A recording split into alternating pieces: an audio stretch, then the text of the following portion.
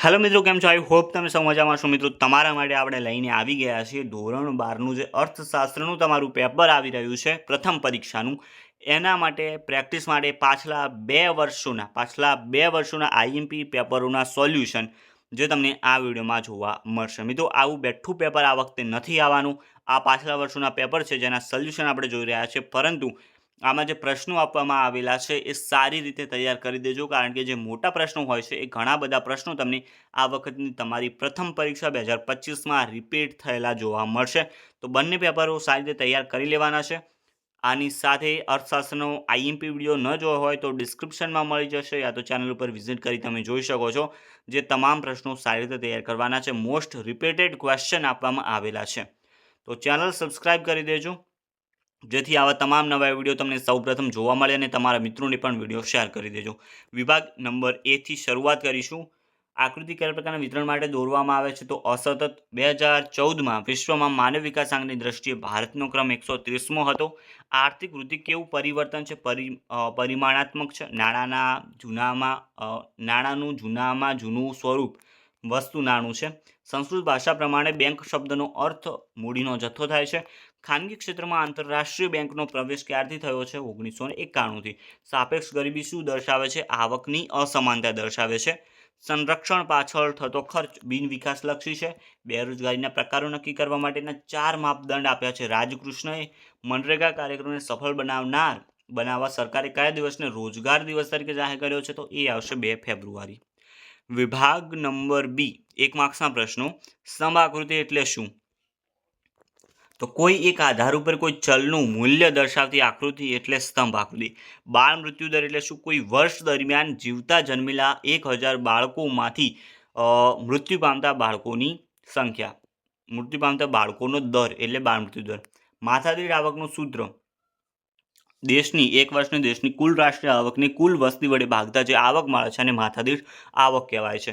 ખર્ચ પ્રેરિત ફુગાવો કોને કહેવાય? તો ઉત્પાદન ખર્ચમાં થતા વધારાના ખર્ચને જે છે એને ખર્ચ પ્રેરિત ફુગાવો કહે છે.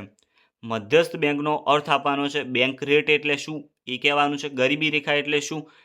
તો લઘુત્તમ જરૂરિયાતો સંતોષવા આવક ખર્ચની લઘુત્તમ જે સપાટી નક્કી કરવામાં આવે છે એને ગરીબી રેખા કહે છે. પ્રધાનમંત્રી આવાસ યોજના ક્યારે શરૂ થઈ? 25 જૂન 2015. શા માટે? તો શહેરી ગરીબો માટે, ગરીબી દૂર કરવા માટે. બેરોજગારીનો અર્થ આપવાનો છે. કોઈ વ્યક્તિ જો કામ કરવાની ઈચ્છા શક્તિ અને તૈયારી હોવા છતાં કામ ન મળે તો એ બેરોજગારી કહેવાય છે. કયા વયજૂથને ઉત્પાદકીય વયજૂથ કહેવાય છે? તો 15 થી 64 વર્ષ. વિભાગ નંબર સી મિત્રો, તમે જોઈ શકો છો પાઠ જે છે જે 2 માર્ક્સના પ્રશ્નો છે એ મિત્રો કયા પાઠમાંથી લેવામાં આવે છે એ પ્રશ્નો જોઈ શકો છો. આ જે પણ પ્રશ્નો અહીંયા આપેલા છે એ સારી રીતે તૈયાર કરી દેજો, કારણ કે ઘણા બધા પ્રશ્નો આમાંથી જ રિપીટ થયેલા તમને જોવા મળશે. તો બહુ ઇમ્પોર્ટન્ટ એવા પ્રશ્નો છે, પહેલાં આ તૈયાર કરજો. વિભાગ ડી તમે જોઈ શકો છો 3 માર્ક્સના પ્રશ્નો. તો આ પણ અહીંયા તમે જોઈ શકો છો 35મા પ્રશ્નથી શરૂ કરી 43મા પ્રશ્ન સુધીના બધા જ પ્રશ્નો પાઠ સહિત લખેલા છે. તો સારી રીતે તમારી બુકમાં ટીક કરી લો, અને આ પ્રશ્નો તમારે તૈયાર કરવાના રહેશે. મોસ્ટ રિપીટેડ પ્રશ્નો આ છે. ઓકે. અને વિભાગ ઈ જે બહુ ઇમ્પોર્ટન્ટ છે, કારણ કે આમાંથી પ્રશ્નો રિપીટ થવાના ચાન્સીસ ઊંચા હોય છે. પહેલો છે નાણાંનો અર્થ આપી એના કાર્યો ટૂંકમાં સમજાવવાના છે, અને સાટા પ્રથાનો અર્થ આપી એની મર્યાદાઓ. બંને પ્રશ્નો પાઠ 3માં છે. ફુગાવાનો અર્થ આપી એના કારણો પાઠ નંબર 3. તો પાઠ નંબર 3માંથી મોટો પ્રશ્ન ઘણી વખત પૂછાઈ જશે, તો તૈયાર કરી લેજો.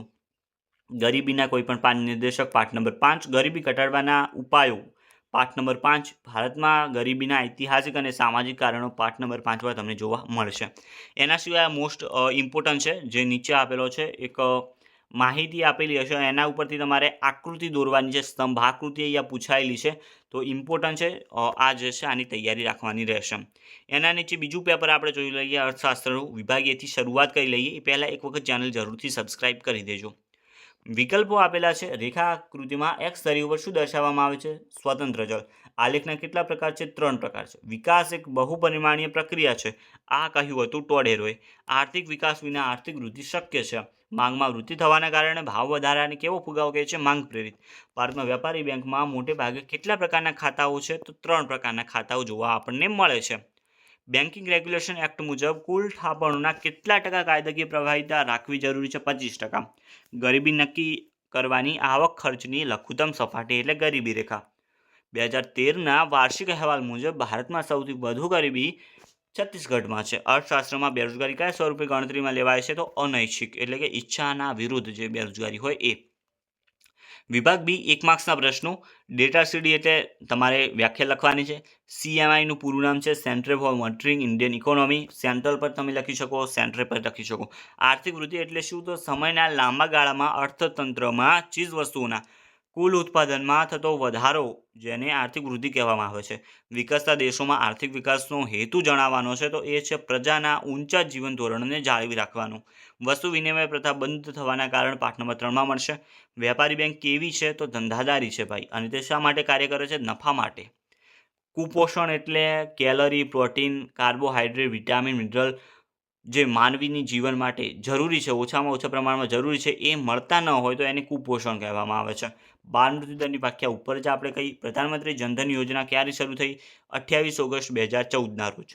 સ્વૈચ્છિક બેરોજગાર કોને ગણી શકાય? તો જેને કામ મળતું હોય છતાં એ કામ ન કરે, ઓકે, તો એને સ્વૈચ્છિક બેરોજગાર કહેવાય, પોતાની ઈચ્છાથી. વિભાગ સી તમે જોઈ શકો છો, ફરીથી 2 માર્ક્સના પ્રશ્નો છે, જેના પાઠ અહીંયા લખેલા છે. એક વખત તમારી બુકમાં ટીક કરી લો, જે તમારે સારી રીતે તૈયાર કરવાના રહેશે. પછી વિભાગ ડી આપેલો છે, 3 માર્ક્સના ક્વેશ્ચન અહીંયા આપેલા છે, એક વખત સારી રીતે જોઈ લો. જે મિત્રો આ તમામ પ્રશ્નો સારી રીતે તૈયાર કરશે એની આ વખતની પરીક્ષામાં ખૂબ મદદ મળશે, કારણ કે ઘણા બધા પ્રશ્નો જે છે આમાંથી રિપીટ થયેલા જોવા મળશે. વિભાગ ઈ જે મોસ્ટ ઇમ્પોર્ટન્ટ છે, તો એમાં પણ તમે જોઈ શકો છો ફુગાવાનો અર્થ આપવાનો છે. નાણાંના કાર્યો, તો પાઠ નંબર 3માંથી મિત્રો ઘણી બધી વખત પ્રશ્ન પૂછાય છે, તો તૈયાર કરી લેજો, ઓકે.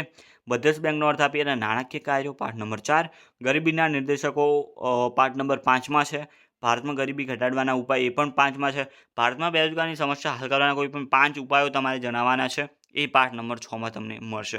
નીચે પછી ફરીથી પાછું આમાં જોઈ શકો છો સ્તંભ આકૃતિ તમારે દોરવાની છે, એક માહિતી આપવાની હશે, અને મોસ્ટ ઇમ્પોર્ટન્ટ વસ્તુ તો એ છે કે એનું વિશ્લેષણ કરવાનું હોય છે. એનું વિશ્લેષણ, ઘણા મિત્રો વિશ્લેષણ વાંચતા નથી અને વિશ્લેષણ કરતા નથી, જેથી એમના અડધા માર્ક્સ કપાઈ જાય છે. તમે ધ્યાન રાખજો કે આકૃતિ તો દોરવાની છે, એની સાથે વિશ્લેષણ કરવાનું તમારે રહેશે, જે તમારી સપ્લિમેન્ટરીમાં આવશે. મિત્રો, અર્થશાસ્ત્રના આઈએમપી વિડીયો ન જોયો હોય તો એક વખત જોઈ લેજો, કારણ કે એમાં પણ ઘણા બધા આઈએમપી પ્રશ્નો આપવામાં આવ્યા છે, જેમાંથી ઘણા બધા પ્રશ્નો આ વખતની પરીક્ષામાં રિપીટ થયેલા જોવા મળશે, તો એક વખત એ જોઈ લેજો. બાકી તમારા મિત્રોને વિડીયો શેર કરતા રહેજો, જેમને તૈયારી નથી કરેલી, ઓછી કરેલી છે, તો તેઓ ઘણા બધા માર્ક્સ લાવી શકશે.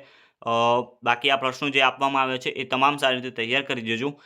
બીજા વિડીયોઝ બીજા વિષયના પણ ચેનલ ઉપર મૂકેલા છે, એક વખત એ પણ જોઈ લેજો અને ચેનલ સબસ્ક્રાઈબ કરી લેજો, કારણ કે બોર્ડના એક્ઝામ માટેનું ઘણું બધું મટીરિયલ તમને હજુ આ ચેનલ ઉપર જોવા મળશે. તો મળીશું નવા વિડીયોમાં, ત્યાં સુધી ગુડ બાય. ચેનલ સબસ્ક્રાઈબ કરી દેજો.